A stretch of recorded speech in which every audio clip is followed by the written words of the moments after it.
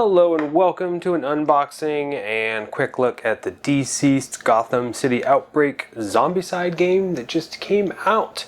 I don't think this was scheduled to actually come out until October, and then it popped up on Amazon and said it would arrive in September, which I thought cool, and then out of nowhere it shipped and ended up on my doorstep last weekend. So I've gotten a chance to open it and look at it quickly, but I haven't gone through everything. Thought I'd save that for all of you. Actually, the main reason, I guess I'll say this right now, the main reason is because when the Marvel version of this, or similar version, I'll go into that more in a minute, came out, a lot of people just had no idea what it was. And so while this is different, it also is similar in a sense. This is a retail exclusive version. It's not the big Kickstarter one. It has a much less stuff in it than the big, Kickstarter, which I did order and I'm excited to get probably next year. And then I thought we would take a look at the minis because I know a lot of people are curious about that. So got our book here, which I've already read, and there's some tutorial missions in there, which is cool. We've got our cardboard punch outs, tokens and everything, and of course some map tiles. Let's take a look at those real quick.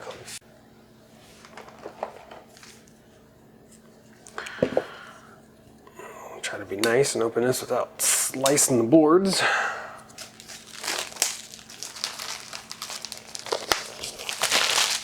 That was the most difficult and least satisfying plastic wrap to ever take off.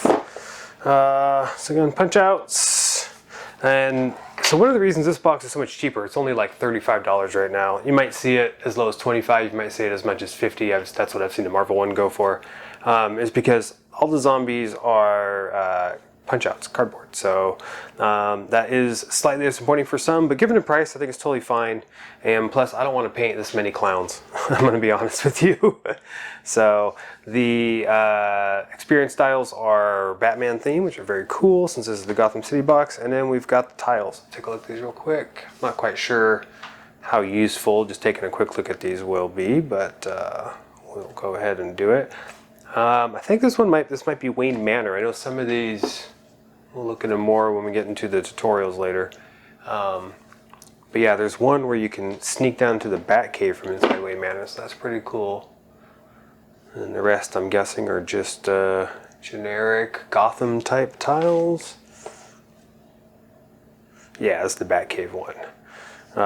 You can only access it from this right here, which is behind the clock, which is somewhere else.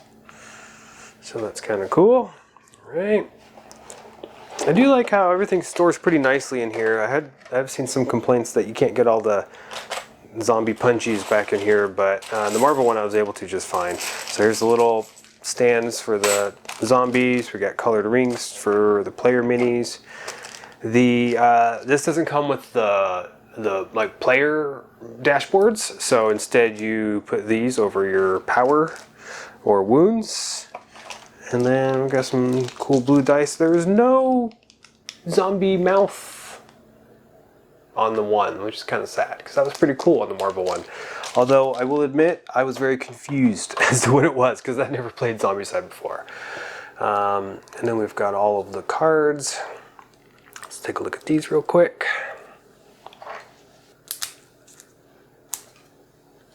This is some industrial plastic wrap, let me tell you.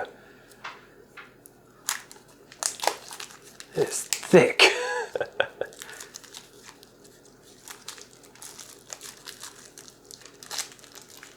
Alright, we're not going to look at all these cards, but there is the bat signal, which is probably in the punch outs. It's an interactive object, which I believe is different than Zombicide, but it is something that was introduced in the Marvel Zombies. Oops. Alright, so we got heroic traits, so you can draw those during a game.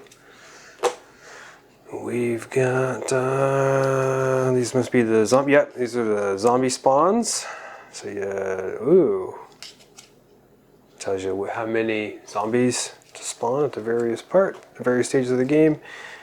And these must be, oh yeah, cool. So there's equipment in this, which I've not done before. So that'll be interesting. And missions, and then these are the bystanders. So the bystanders, which of course don't have minis, but there should be cardboard standees for them. We got Carmine Falcone. Oh yeah, really excited to rescue him. Harvey Bullock, Lucius Fox, and James Gordon, and Oracle. Barbara Gordon, of course, and Alfred Pennyworth. Alright. So I know what you really want to see is the minis, so let's take a look at those. Alright, let's take a look at the minis here. These are the heroes. So of course we've got Batman, Bane, got Harley Quinn in her Jester outfit, Poison Ivy, and Batgirl Cassandra Cain, and Robin, I'm pretty sure that's Damian Wayne Robin. So these are the heroes. Of course, they're not all heroes. Some of them are villains and anti-heroes. But when the world has gone to zombie hell, who really cares how you identify, right? And then for our zombie heroes, we got Catwoman, the Joker, Batwoman, and Killer Croc. So I'm not sure if these really do this justice or not, but these minis are pretty good. The Marvel Heroes Resistance box, I wasn't a big fan of the minis. There were a lot of really nasty mold lines. You could barely make out their faces and stuff, and I don't know, they just seemed very poor quality, but these are much nicer. So I am very much looking forward to getting these painted up one day, which means possibly never, but you know, that's how the hobby goes, and getting a chance to play with this. So I do plan on at least playing the tutorial here on the channel soon, so be sure to like and subscribe and stay tuned for that. Thanks for watching.